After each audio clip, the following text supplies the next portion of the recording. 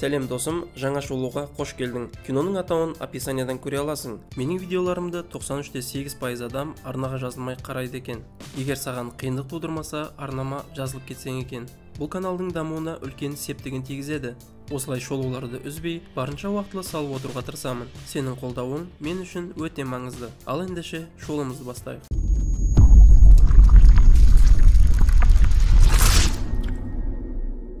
Басты рөлдегі Тедди атты жігіт бір жаққа асығып келе жатыр. Бір кешке келіп, өзінің қыз екен деп ойлап, шет жақта тұрған қызыл көйлекті қызды сүйіп алады. Осылай ыңғайсыз жағдай туындап, қыздан кешірім сұрайды.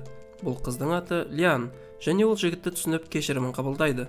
Екеуі қосылғанның кесірінен қыздың жеп жатқан жаңғағын жігіт жұтып қояды. Ең сорақысы, жігіттің жаңғаққа деген аллергиясы бар екен.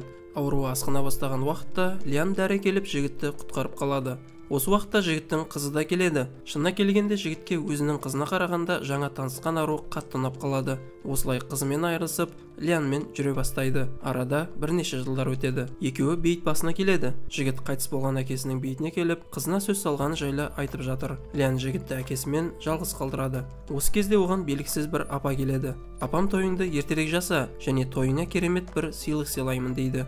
Бірақ та тойы міндетті түрде 2 аптадан соң басталу керектігін айтады. Тедди апаның сөзіне қатты мән бермейді. Ол оны есі ауысқан деп санайды.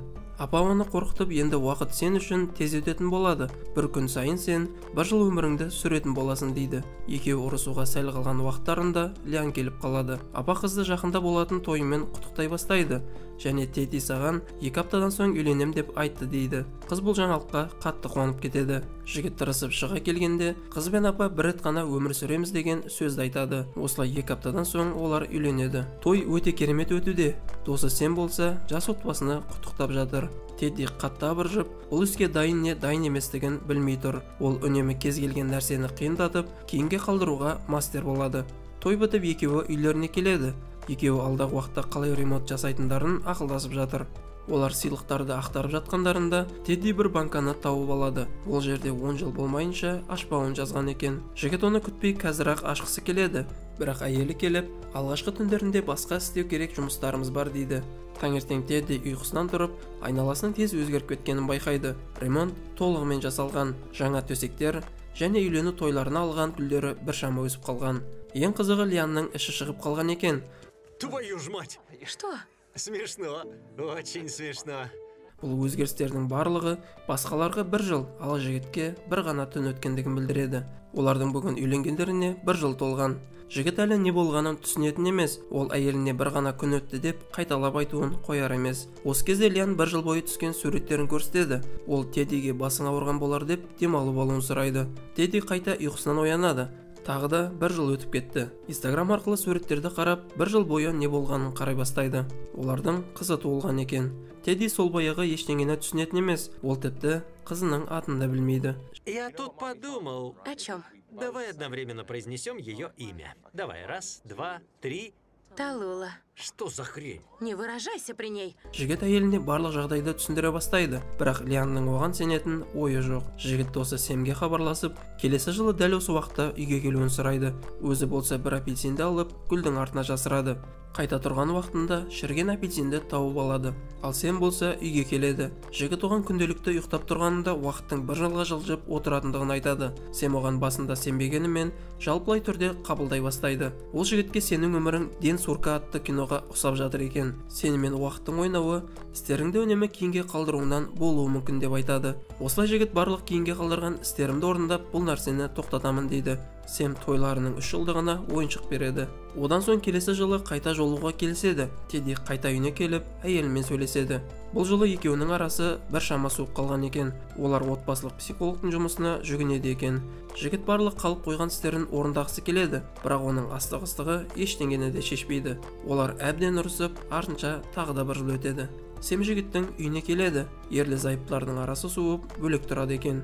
Сэм денесіне бірдеңе шыққанын және осыдан денсаулығы нашарлап жүргенін айтады. Бірақ Теддиге ол маңызды емес. Ол бірінші кезекте әйелін қайтарғысы келеді. Ол әйеліне хабарласып сөйлеспекші болады. Бірақ та оларынан ештеңе де шықпайды. Екі дос ішімдік ішкеле жатқандарында арада тағы да бір жыл өтеді.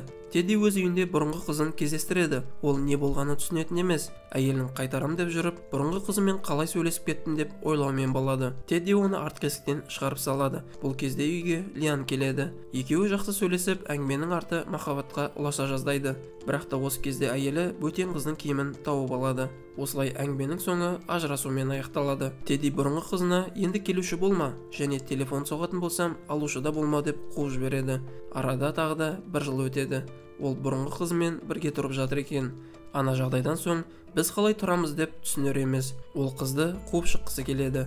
Осы кезде қыз өзін тыңдауды сұрайды. Ол мен де сені ұнатпаймын, кезіндегі істеріне өкініп уақыт өткізу үшін ғана жүргенін айтады. Мен секілді өміріңді құртқың келмесе әйеліңе бар және оны қайтар деп айтады. Сыртқа шыққанда оны Сэм күтіп тұр екен. Кезіндегі досының мән бермеген жарасының арты ракқа айналып кеткен екен. Ол өз ауруы жайлы жарты жыл бұрын білген көрінеді. Лиан өзі армандаған итін асырап алған. Ол жігітті суық қарсы алады және оған ажырасу қағазына қол қоюын сұрайды. Жігіт болса қарсы болып, өлсем де қол қоймаймын дейді. Осыдан соң уақыт тағы да жылжып, жасанды бассейнге құлап кетеді. Осы кезде үйден Лианның жігіті шығады. Әйелдің өмірі жақсарған екен. Ол атақты кітап шығарып, жаңа отбасы құрғалы жатқан көрінеді. Бірақ та Тедди осы күнге дейін ажырасуға келісім бермеген екен. Ол Патрикпен сөйлесіп, ақырында ажырасу қағазына қол қояды. Жігіт әйелінен итті қыдыртып қайтуды сұрайды. Онымен жаға жанында отырғанда тағы да бір жыл өтеді. Қасындағы ит өсіп қалған екен, ал Тедди болса сақал қойған көрінеді. Ол бұндай өмірдің мәнін түсінер емес. Жерден желінбей қалған жанға қосылған тәтті тауып алады. Енді жеп өлгісі келген кезінде бір қыздың даусы шығады. Ол жігіттің қасына келіп отырады. Сөйтсе ол оның қызы Талула екен. Тедди қызбен сөйлесіп, ешқашан уақытында жоғалтып алма, себебі оны қайтару мүмкін емес деп түсіндіреді. Жігіт қызын үйіне алып келіп, Лиан мен Патриктің аралары нашарлап жатқанын біледі. Осыдан соң әйелі үйіне кіріп кетеді. Ал жігіттің тағы да бір жылы өтеді. Тедди сақалын алып енді көзілдірік тағады екен. Ол досы Сэмге хабарласуды ұйғарады. Бірақ та өкінішке орай Сэм қайтыс болған екен. Ол бейіттің басына барып досымен сөйлеспек болады.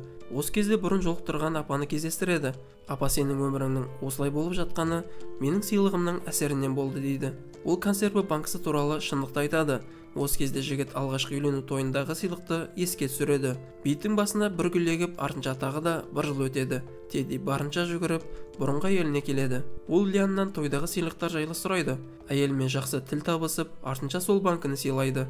Лиан банканы ашқан уақытында кезінде көлде жоғалтып алған той сақинасын тауып алады. Бұл сақина әлемде біреу ғана екен. Ол оны қалай тауып алдың? Бұл мүмкін емес қой деп сұрайды.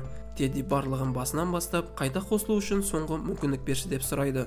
Лиан келісімін береді. Артынша уақыт қайта артқа жылжиды. Жігіт алғашқы түннен соң көзін ашады. Ол бірден әйелін сүйіп алып, енді барлығы басқаша болады дейді. Жігіт ештеңені кейінге қалдырмай, бүгінгі күнмен өмір сүруге шешім қабылдайды. Жұмыс орнынан демалыс алып, балайын ұйымдастырады. Одан соң досына хабарласып, міндетті түрде жыл сайын дәрігерге көрінуін сұрайды. Ол қайта банканы тауып алып, бұрынғы қызының тойына сыйлайтынын айтады. Осылай әйеліне келіп, бір рет қана өмір сүреміз, сондықтан мен енді ештеңені де кейінге қалдырмаймын дейді. Достар, бұл киноның толық нұсқасын көруге кеңес беремін. Өте қызықты кино. Оны мен Telegram каналға саламын, сол жақтан көре аласың. Осымен киноның соңы арнаға жазылып, лайк баса кет досым.